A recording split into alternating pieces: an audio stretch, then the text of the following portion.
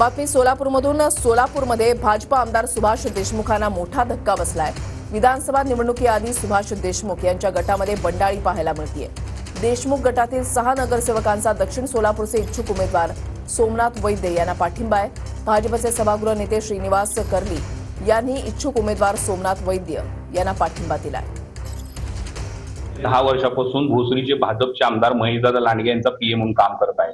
त्यामुळे भाजपच्या जरी मी पीएम म्हणून काम करत असलो तरी प्रत्येक मीटिंगला प्रदेश कार्यालयातल्या विधान भवनातल्या ज्या काही मीटिंग असतात त्या मी जवळून पाहिलेल्या आहेत। भाजपची कार्यपद्धती मी जवळून पाहिलेली आहे आणि भाजपमध्ये कशा प्रकारे सर्वसामान्य लोकांचे काम केले जाते हे मी पाहिलेले आहे।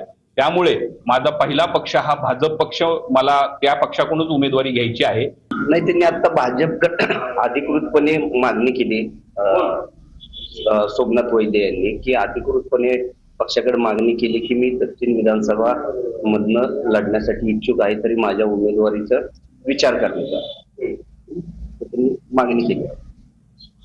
आपली भूमिका आहे आता हे जे अर्ज आले आम्हाला ज्यावेळेस कळवलं जाईल त्यावेळेस प्रदेशाकडे पाठवलं।